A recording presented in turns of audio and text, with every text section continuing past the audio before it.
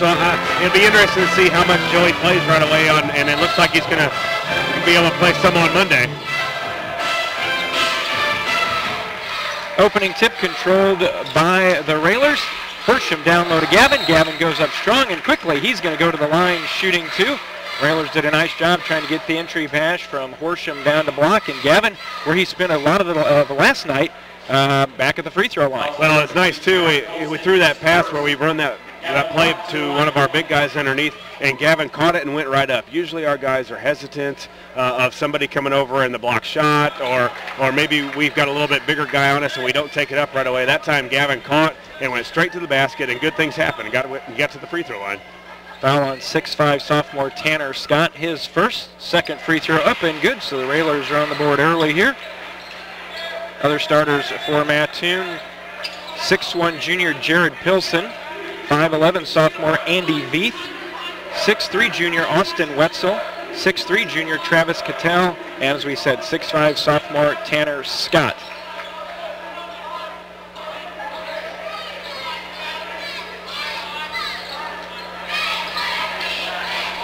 Seven and a half minutes gone, just 30 seconds has flown by here in the first quarter. Down low to Scott, backing. Bowlby goes down.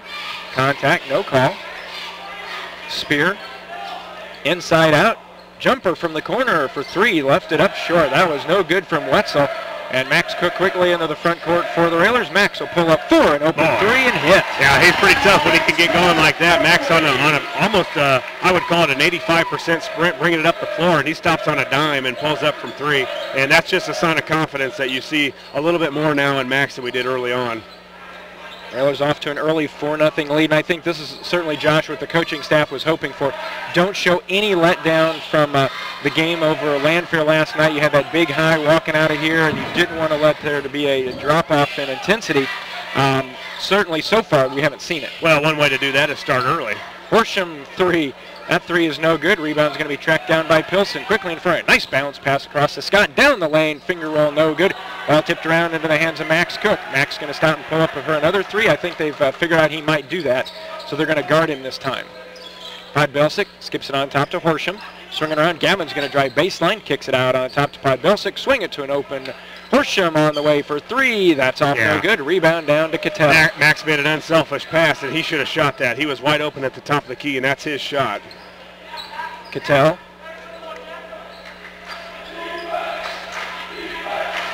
Six minutes to go. Ball tipped away by Horsham. Out of bounds. It'll stay with Mattoon. Again, we said that Josh Forsyth is the coach for the Green Wave. There will be no making fun of their nickname, since my alma mater is the Big Blue. Right. Nice. You know, you do what you can. There's only so many nicknames that are out there. Oh, yeah. You can't take all of them. Everybody can't be a Tiger. Shot missed. What was Coastal Carolina? The Chanticleer. Now that's original. There you go. 5.5 to go. 4-0 pass inside, tipped away by Horsham into the hands of Bowlby. And the Railers, after another turnover, will Podbelsic spots for a three. Won't roll in. Rebound comes down, tipped away from behind by Horsham, and the Railers retrieve. Now we've had some that went right around. We've gotten some easy wins, and in the man that Mattoon's playing, you're going to, I think, see a lot of plays that being ran by Coach Al. Max down low. Bowlby swinging around. Nope, Gavin's going to fake it. Kick it out. Three on the way. That's no good again. Rebound to Wetzel. Yeah, our guys got to figure out. Right now we're not hitting. We got to get to the basket. Drive on these guys. We're quicker. We're better athletes. We got to penetrate and go to the hole or get it inside. 4:50 to go in the first quarter. Railers with an early 4-0 lead. Pilson swinging around the perimeter. Double team by Bowlby and Horsham. Mattoon swings around quickly to Pilson. His three is long.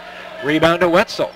Dumps it inside to Cattell. His shot on the way. That's no good. Gavin with the rebound. Hey, Mattoon hasn't come close on a lot of shots, but the Railers have been contesting all of them. And we're getting out on the shooters, and we're even the little shots that are going inside for Mattoon have been contested. Bowlby underneath on the low block. Looking. Kicks it back out. Horsham. Now to Cook, being watched by Spear. Nice move by Pod. Gets by his defender, Max, in the corner. His three will not go down. Block and Podbelsic fighting for the rebound, but it is recovered by Mattoon. Heading the other way, Pilson. On the left side, now down in the corner. Back around the perimeter. Halfway through, kicked away by Max out of bounds. Yeah, I think you just heard Coach say we got to get it inside. He can tell right away from the slow start from our shooting is we've got to find some ways to get the ball inside and penetrate, whether it be post up, whether it be a back door, something where the Railers got to get going to the hoop. Everything's been from the three right now. In Ben Veith in for Mattoon, a 6'2 senior. Spear in the corner. Baseline jumper. That one finally goes through for Pilsen. Mattoon on the scoreboard. And you know, Josh, it's certainly not for a lack of attempts. Mattoon's been getting their shot here in the first quarter, just haven't had any go down until now. Yeah, I just don't know that they're have the team quite that shoots the ball real well. Bowlby turns little 10-footer, spins off no good. Rebound again, comes down to Mattoon. Pilsen. Mattoon on top of the key, penetrating in. Jump stop, has it stripped away by Podbelsic. Will, 1-on-3. Will's going to stop. Pull up from 18, up and good. Another jump shot, but this one goes down, and still the Railers have yet to kind of get it inside, and I think looks to me, Jeff, like they're man-to-man. We can go backdoor, kind of get any type of shot we want. So after the steal and the breakout by Podbelsic, his jumper gives the Railers a 6-2 advantage.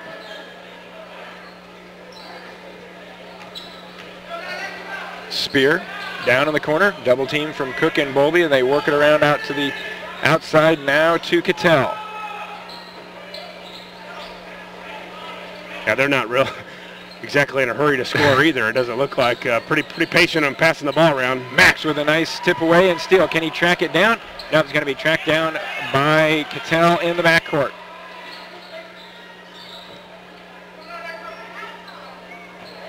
.210 to go.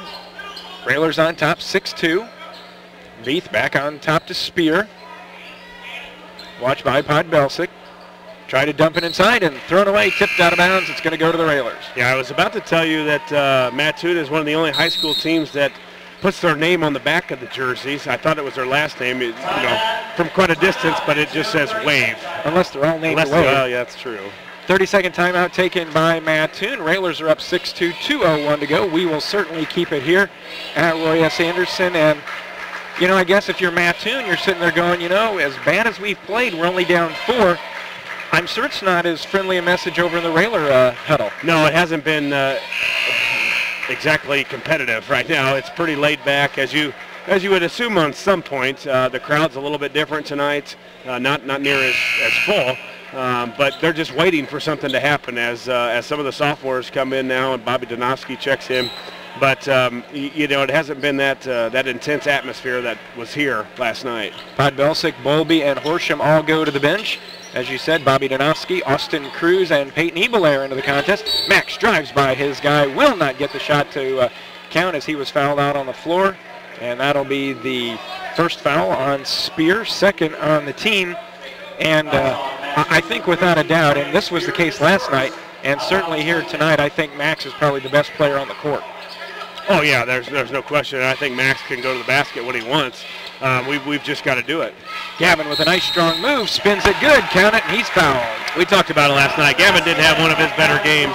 As the quickness of Lanphier, Gavin is not quite ready for the quickness and the speed of those type of teams. But against a team like Mattoon, where he matches up really well, he can take bigger guys off the floor, off the dribble, and that's what he did there.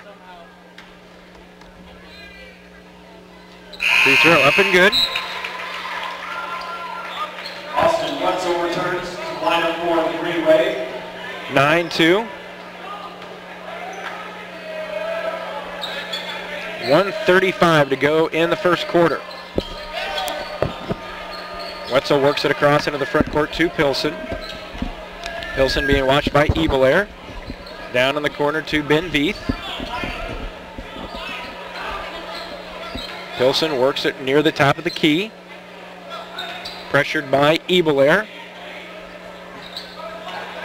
And Josh, we talked about the intensity not as high on the court, certainly not as high in the stands here tonight either. No, it's you get that, especially a non-conference game, unless it's somebody like, a Quincy or somebody like that, where Mattoon hasn't had the success that a good non-conference competitor would.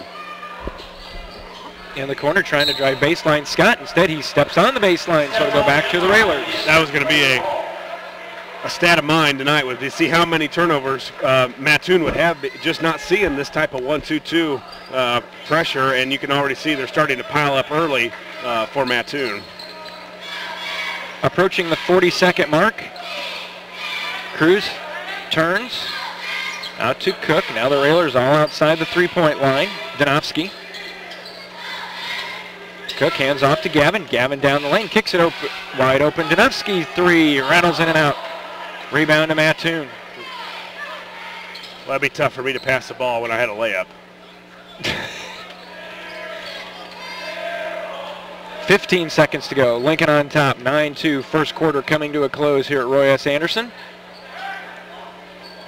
Cattell. Nice job by Evelair on the pressure. I got to watch the clock. We're down to 2. I don't even know if they're going to get a shot off. Yeah, they don't even know the clock. That's not going to count. They lost complete track of time. And at the end of the first quarter, it is Lincoln 9, Mattoon 2. Back with the second quarter in 60 seconds. You're listening to Lincoln Railer Basketball.